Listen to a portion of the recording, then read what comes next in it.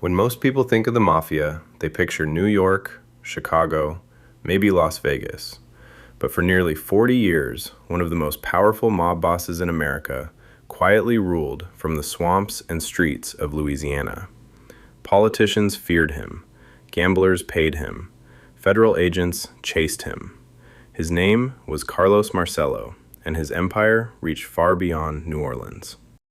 For Carlos Marcello, the road to becoming one of America's most powerful mafia bosses began thousands of miles from the streets of New Orleans. He was born Calogero Minacori in 1910 in French Tunisia to Sicilian immigrant parents, part of a community seeking opportunity beyond their homeland.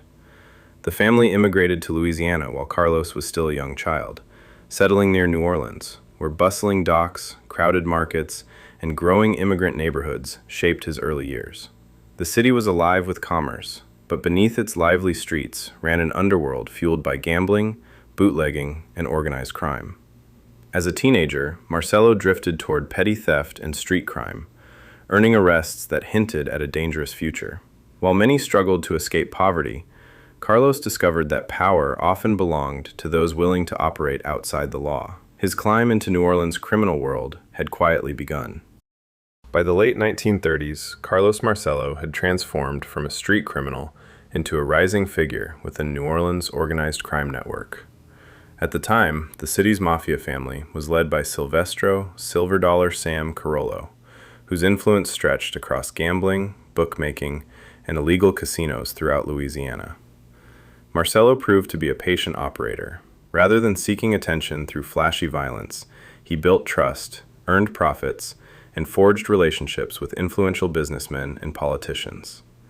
When Carollo was deported in the late 1940s after losing his U.S. citizenship, a leadership vacuum emerged. Marcello stepped into that role, gradually becoming the undisputed boss of the New Orleans crime family. Under his command, the organization expanded its reach while keeping a remarkably low profile, proving that in the Crescent City, silence could be more powerful than fear. Unlike many notorious mafia bosses who flaunted expensive suits, lavish mansions, and constant publicity, Carlos Marcello preferred to remain almost invisible. His headquarters was not a towering office in a major city, but the modest Town and Country Motel in Metairie, where trusted associates gathered behind closed doors to discuss business. From there, Marcello quietly oversaw an empire built on illegal gambling, bookmaking, loan sharking, and influence that stretched across Louisiana, Mississippi, and parts of Texas. Investigators believed his reach extended far beyond the underworld, touching labor unions, public officials, and legitimate businesses. Witnesses rarely spoke, and convictions were difficult to secure. Marcello understood that intimidation did not always require violence. Sometimes, the greatest display of power was convincing everyone that resistance simply wasn't worth the risk. For years, Carlos Marcello seemed untouchable, but the federal government was determined to bring down America's most powerful crime syndicates.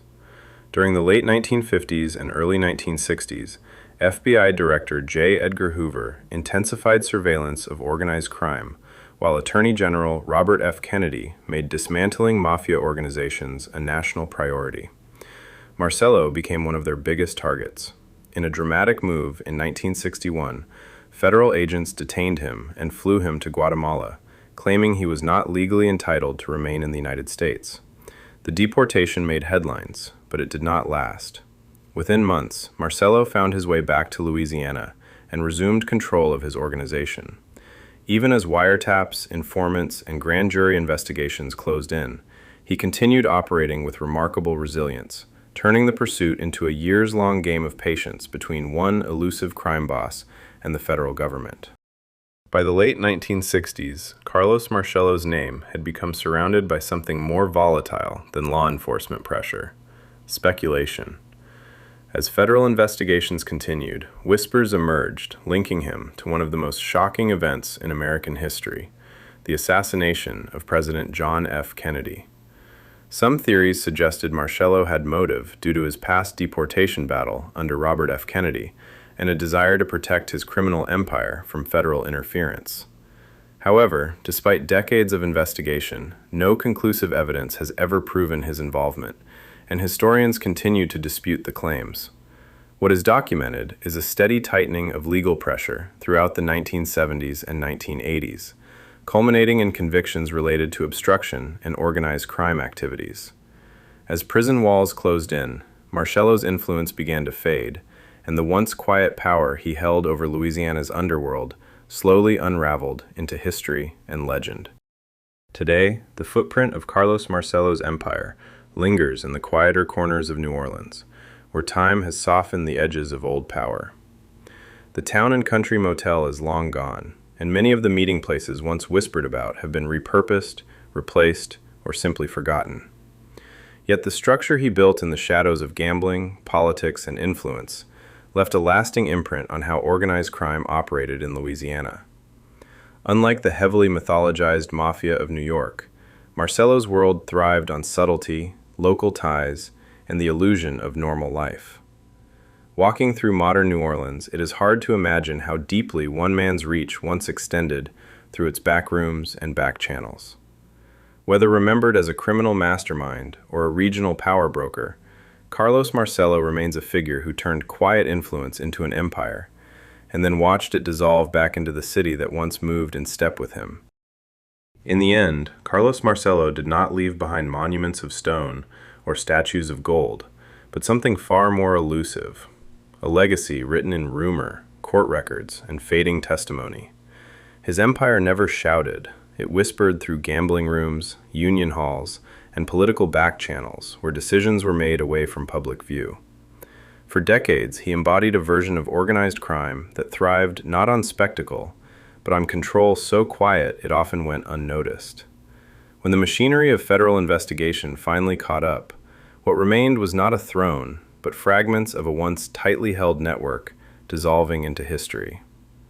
The questions that followed him into legend, especially those tied to the Kennedy assassination, still echo without resolution, suspended between evidence and speculation.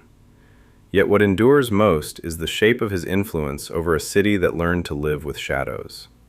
In that uneasy silence, the story of Carlos Marcello continues to breathe.